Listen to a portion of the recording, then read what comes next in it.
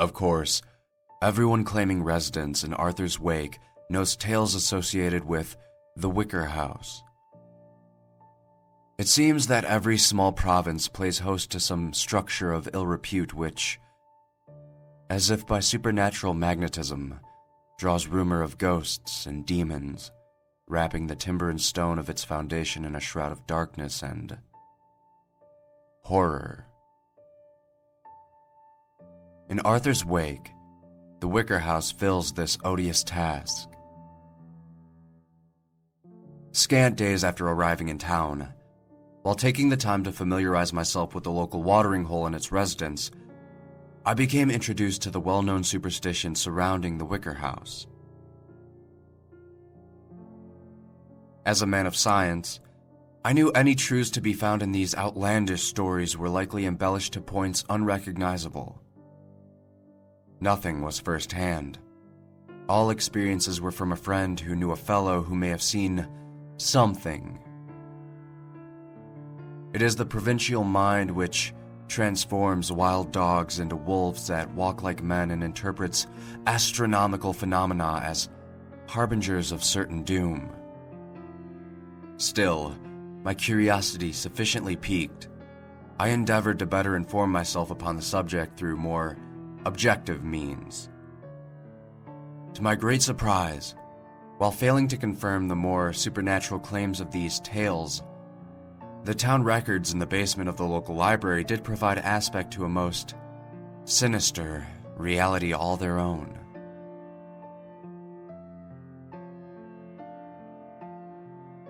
The house was built in 1920 by the millionaire Thomas Wicker, who, in addition to being both a successful oil prospector and fishing magnate, was by all accounts completely insane.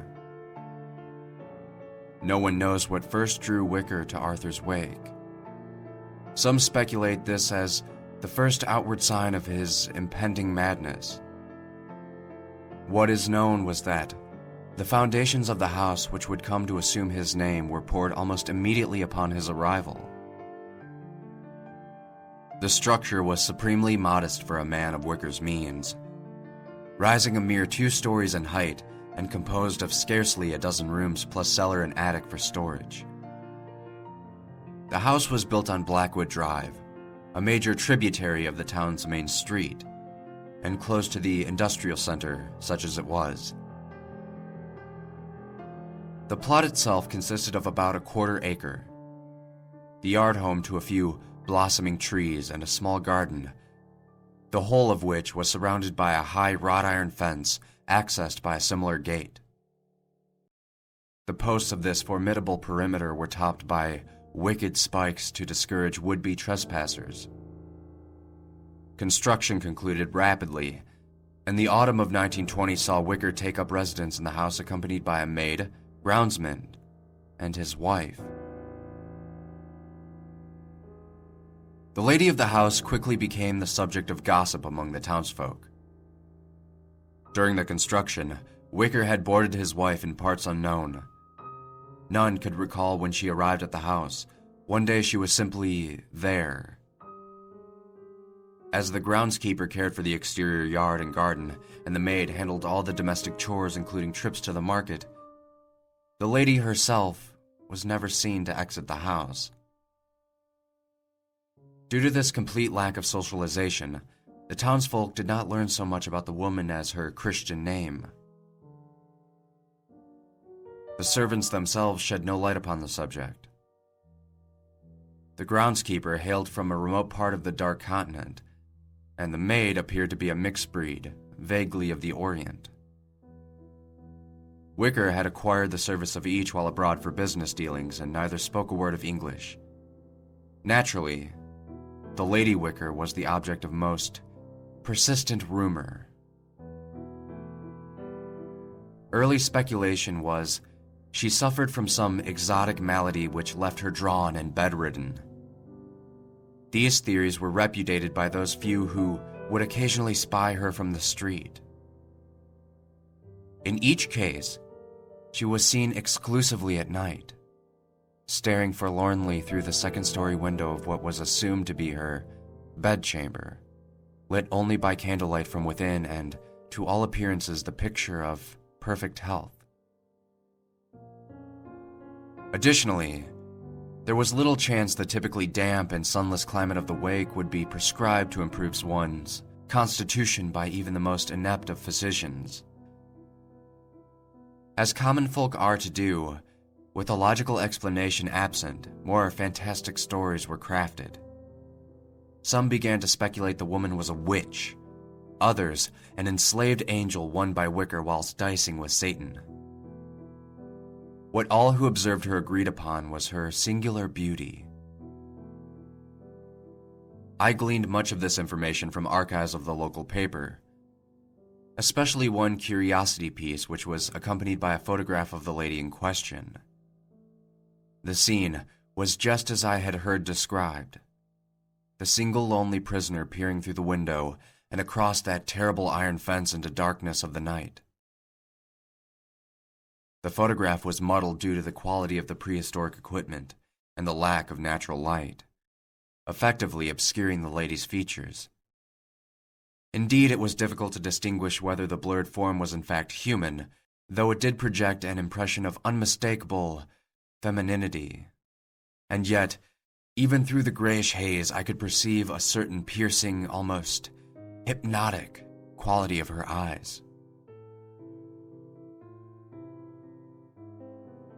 Wicker himself was something of a mystery, though considerably less so than his bride. An attractive man, tall, dark-haired, and well-featured. Many a young woman found herself undeniably jealous of the seldom observed Lady Wicker. Though often away for long periods on business excursions, at home, Wicker would frequent the only drinking establishment in the wake, an illicit locale consistently ignored by the well-bribed police force charged with upholding prohibition. Although he had no one in town that might be explicitly named friend, Wicker was known to purchase drinks for the house on his occasions of patronage and was as such engaged in conversation by no few number of fellow revelers. It never took long for Wicker's tongue to be sufficiently loosened, at which time he would regale his latest passel of hangers-on with fantastic stories of his journeys abroad. Forbidden hoodoo rites in the Caribbean, strange tribal sacrifices in the heart of Africa, dead men who walked in Eastern Europe, and countless others, each stranger and blacker than the last. Though Wicker never spoke of his wife directly, these tales only served to expound upon the rumors of her origins.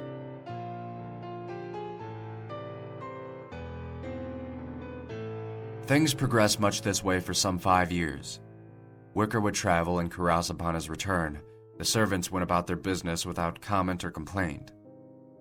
The townsfolk gossiped. The lady remained a shut-in. The horror occurred without a warning. The events that took place on the eve of Samhain in the year 1925 have gone down in the history of Arthur's Wake as unembellished fact.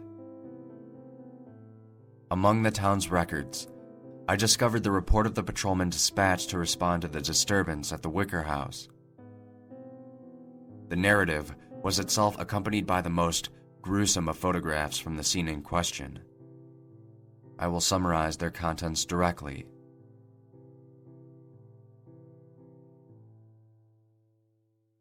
Thomas Wicker returned from his latest trip abroad on the 31st of October. Having stopped briefly at home, he arrived at the aforementioned drinking establishment in a clearly agitated state. The always impeccably dressed Wicker was sloppily garbed, one shirt tail hanging out of his trousers, shoes scuffed beyond repair. It was obvious he had not recently bathed or shaved. His well-groomed hair was mussed, and his eyes were bloodshot and wild. Approaching the bar, he seized an entire bottle of liquor, took several long swallows without use of a glass, and ignored all attempts of the other patrons to engage him in conversation. Taking a final drink from the bottle, he placed his wallet and the entirety of its contents on the bar, smashed the now almost empty receptacle upon the ground, and exited, with the astonished eyes of all present following him. That this entire portion of the episode occurred within a completely illegal establishment is not lost on me, although it apparently was on the investigating patrolmen. As I have said, they were very well bribed. That no mortal eye remains which observed what happened next is surely proof of a merciful God. The two patrolmen who came first upon the scene were summoned by terrified reports of shrill cries and demonic cackles.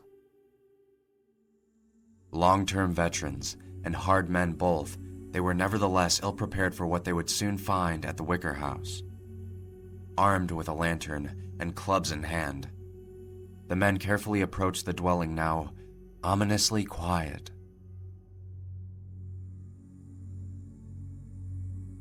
The great iron gate was now open askew, as was the oaken door at the top of the steps leading into the interior of the house. Receiving no response to their shouted inquiries, the patrolmen cautiously entered the foyer and proceeded to search the ground floor. They found the first horror in the kitchen.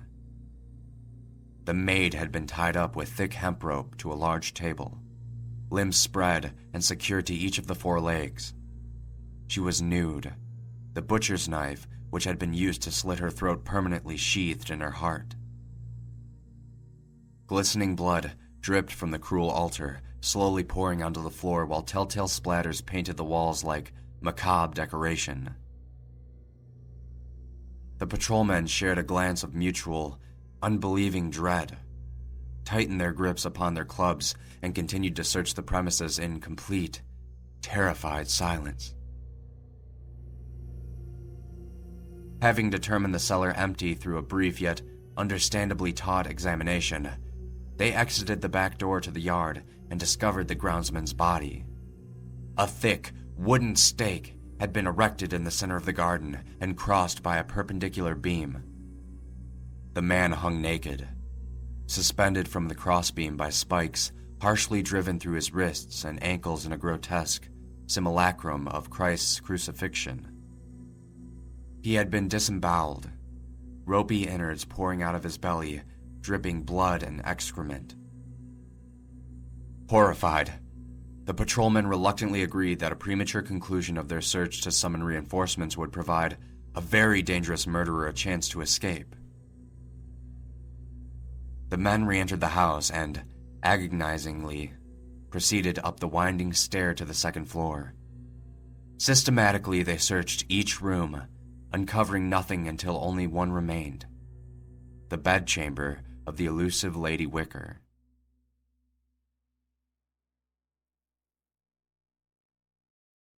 Eyes wide, heart pounding wildly, the lead man slowly eased the latch. Raising their clubs, the men burst through the door and stopped dumbfoundedly. The room was completely dark and empty, devoid of trappings or furniture of any kind. By the thin beam of their lantern light, the men saw that strange, occult symbols had been scrawled on every surface of the room, though those on the far wall had been somehow marred.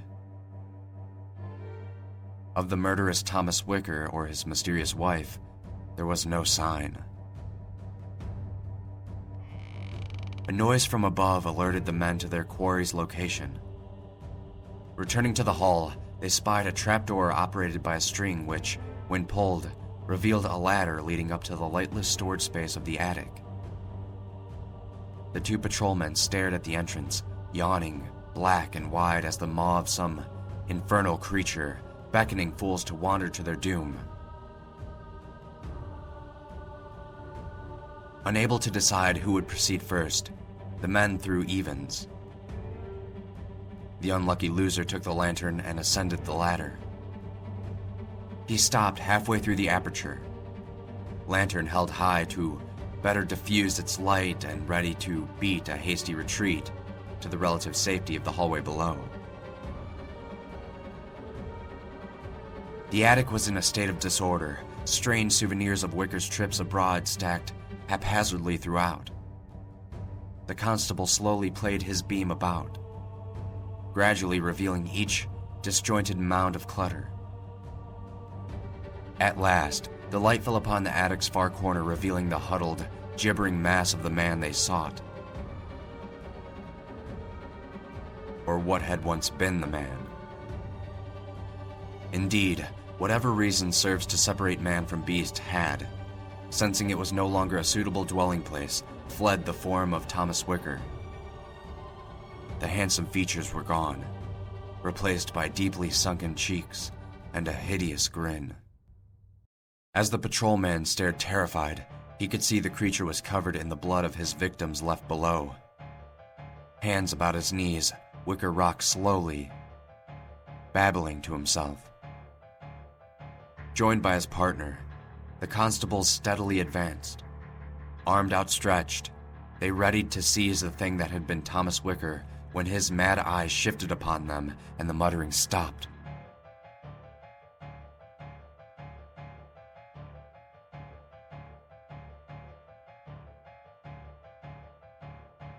In a moment of seeming clarity, he whispered, "She's gone," before emitting a maniacal howl and leaping to his feet. Taken aback, the patrolman hesitated, affording the lunatic room to bound past them to the window and hurl himself through the glass. His desperate shriek gave way to a sickening thud. The men rushed to the broken window.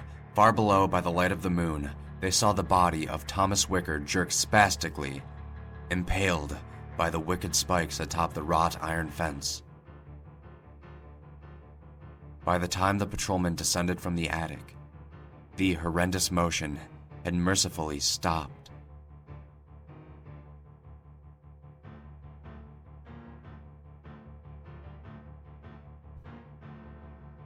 The remainder of the report is, compared to the extraordinary events that had thus far taken place, remarkably mundane.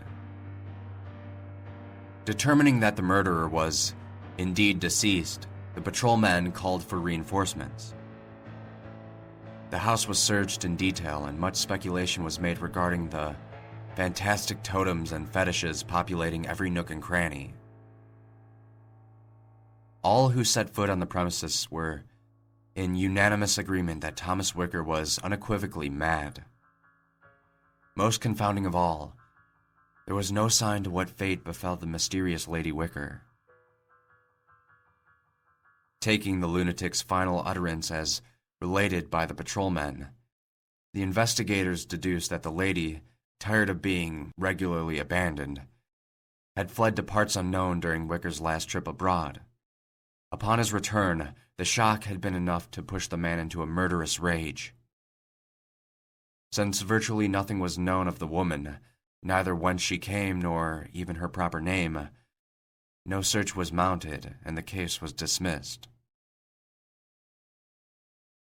It is from this point that the tale departs from the realm of logical reason to instead delve into the twisted byways of urban legend. About a month after the death of Thomas Wicker was when the disappearances began, the investigation of which ultimately led to my arrival in Arthur's wake. Parents would put their children to bed at night and find them gone the next morning. Exhaustive searches of the wake uncovered nothing. Strangers new to the town were accosted, imprisoned, and, in one instance, lynched by a frightened mob. Some questionable evidence was found on the man's body after the fact. And, with the suspect too dead to proclaim his innocence, the police happily declared the case closed. That the pattern of disappearances had continued for more than 60 years would suggest they were mistaken. I have been unable to identify the first to claim seeing a strange light emitted from the long-abandoned window of the Lady Wicker's bedchamber, nor the one who swore he heard the sound of children playing as he hurriedly passed the accursed house. I do know that the tales have spread and grown to the point that they are not so easily dismissed. Shortly, I will ascertain any truth to them that may be.